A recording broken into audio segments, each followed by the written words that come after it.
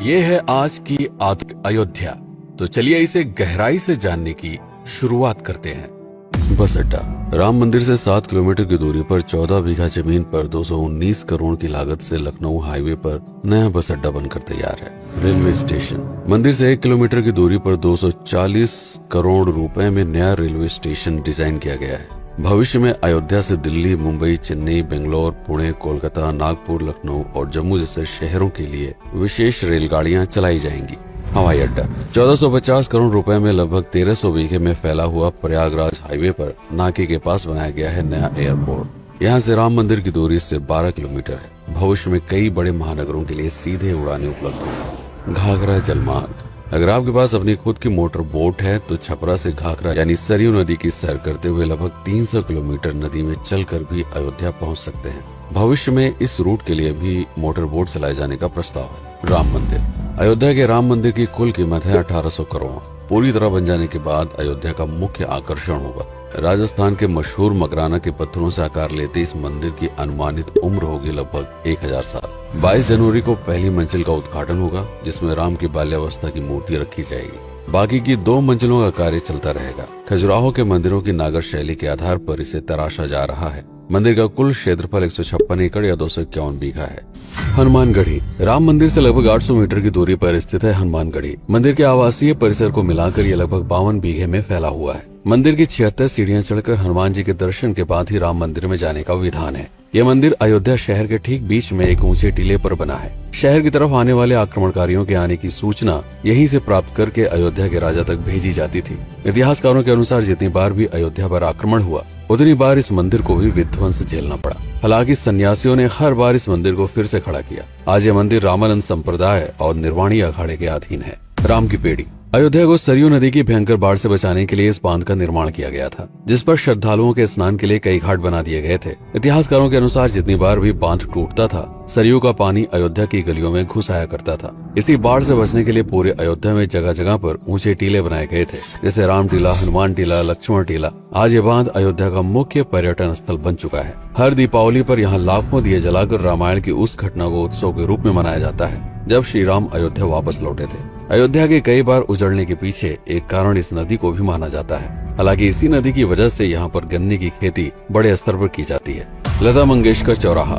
नया घाट और bus stand के पास ही अयोध्या का मुख्य चौराहा 6.7 करोड़ रुपए में बनकर तैयार हुआ है। पद्मश्री से सम्मानित राम सुथार जी ने 2 माह के कठिन परिश्रम के बाद इस 40 फीट लंबी वीणा को आकार दिया। 14 टन की इस वीणा को लता जी के स्मृति चिन्ह के रूप में यहाँ पर लगाया गया है। इसीलिए इसका नाम नया घाट चौराहे से बदलकर लता मंगेशकर चौराहा कर दिया गया है। धर्मपथ। नया घाट से कुछ पहले सड़क के दोनों तरफ 30 फीट ऊंचे 40 सूर्य स्तंभ लगाए गए हैं, जिसे धर्मपथ का नाम दिया गया है, जो श्री राम के राजकुल सूर्यवंश का प्रतीक है। दशरथ समाधि स्थल। नए बस अड्डे के बगल से एक पतली रोड कछार से आगे बढ़ते हुए लगभग 12 किलोमीटर दूर ले आती है दशरथ समाधि स्थल, जो बिलहर घाट पर मौजूद है, जिसके बारे में मान्यता है कि यहाँ पर राजा दशरथ का दाह संस्कार हुआ था। राम मंदिर के साथ ही इस जगह को भी पर्यटन स्थल के रूप में विकसित किए जाने की योजना पर कार्य चल रहा है। भरत कुंड। अयोध्या से 15 किलोमीटर दूर है नंदीग्राम। यहाँ मौजूद तालाब को भरत कुंड कहते हैं। मान्यता है कि इसी जगह से भरत ने पूरे अयोध्या का राज कार्य संचालित किया था। पर्यटकों के लिए इस स्थान को भी विकसित किया जाएगा। गुप्तार घाट। राम की बेड़ी से सरयू नदी के किनारे चलते हुए 10 किलोमीटर दूर स्थित है गुप्तार घाट। ये कैंट एरिया में पड़ता है। इस जगह को श्री राम के जल समाधि के रूप में महत्व दिया जाता है। इसके अलावा अयोध्या नगर में हर गली में कई विशेष मंदिर हैं, जिनकी अपनी मान्यताएं हैं, कथाएं हैं, विशेषताएं हैं। पूरी तरह से विकसित हो जाने के बाद नई अयोध्या को पूरी तरह से जानने के लिए, इसका आनंद लेने के लिए कम से कम 3 दिनों तक यहाँ रुकने की आवश्यकता है। देश विदेश से ज्यादातर पर्यटक भारत आते हैं उत्तर प्रदेश में आगरे का ताजमहल देखने और प्राचीन नगर काशी और सारनाथ घूमने। प्रश्न ये है कि अयोध्या घूमने और श्री राम का मंदिर देखने के लिए भला विदेशी क्यों आएंगे? और इसका कारण है भारत में लिखी गई राम कथा की सबसे पहली और प्राचीन पुस्तक रामायण। भारत में रामायण के अलावा कंबोडिया में रीमकेर, थाईलैंड में रामकियन, जो कि वहाँ की राष्ट्रीय पुस्तक है, इंडोनेशिया में ककनिक, नेपाल में भानुभक्त रामायण जैसी पुस्तकों में वाल्मीकि की रामकथा से प्रेरणा लेकर इसे अपने अपने देश की संस्कृत के हिसाब से फिर से लिखा गया है। पात्रों के नाम, कुछ नई घटनाओं के अलावा मूल रामकथा सभी में एक जैसी है। इसके अलावा भारत में ही रामकथा को लेकर संस्कृत में 7 संस्करण, हिंदी में 3 संस्करण, गुजराती में 47, उड़िया में 14, तेलुगु में 5, कन्नड़ में 4 और अन्य भाषाओं में लगभग 17 संस्करण मौजूद है। इसके अलावा लिखे गए नाटक, कविताएं आदि को भी अगर मिला दिया जाए तो इस दुनिया में 300 से अधिक तरह से राम कथाएं बार बार लिखी गई हैं। इन सभी राम कथाओं पर कई विशेषज्ञों ने समय समय पर अध्ययन किया और अपने विचार दिए।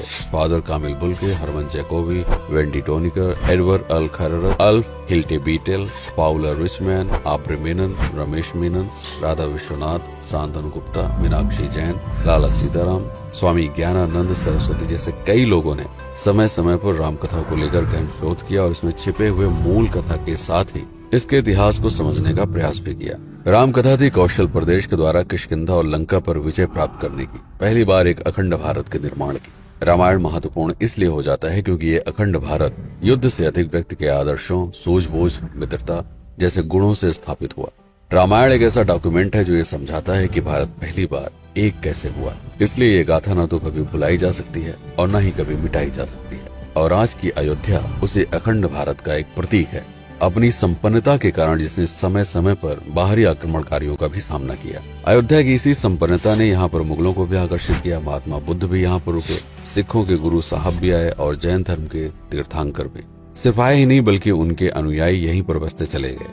अयोध्या कितनी बार बसी, कितनी बार उजड़ी, इसके बारे में बहुत अधिक प्रमाण उपलब्ध नहीं है। सूर्यवंश के पतन के साथ ही अयोध्या का भी पतन होता रहा। बीच में कई सौ सालों तक अयोध्या मानो विलुप्त सी हो गई। इसका कारण क्या था, इसका कोई प्रमाण नहीं है। अयोध्या को फिर से खोजकर उसे स्थापित करने में बार बार राजा विक्रमादित्य का नाम आता है, लेकिन विक्रमादित्य एक उपाधि है जिसे कई राजाओं को दिया गया था। तो ये कहना मुश्किल है कि किस कालखंड के कौन से राजा ने ये कार्य किया। कुछ विशेषज्ञों का मत है कि यह काम उज्जैन के राजा विक्रमादित्य ने किया होगा।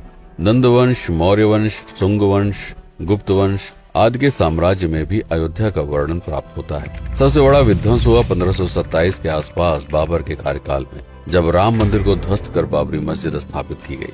सन 1722 में बंगाल के नवाब अलीवर्दी खान ने व्यापार के नजरिए से राम मंदिर से कुछ किलोमीटर की दूरी पर एक नया शहर बसाने की शुरुआत की।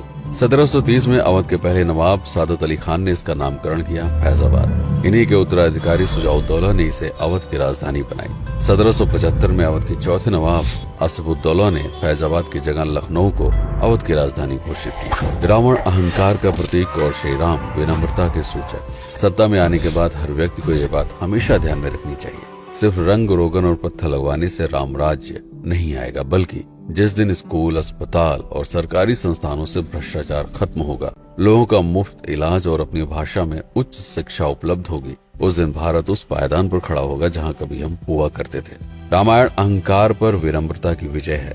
अयोध्या को अगर पर्यटन स्थल का केंद्र बनाना है तो इस आधार पर बसाना होगा, राम राज्य लाना होगा, राजनीति नहीं।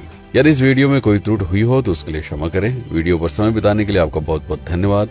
मैं हूं पीके सिंह और आप देख रहे हैं प्रतापगढ़ हब। जय श्री राम, जय अवध, जय भारत।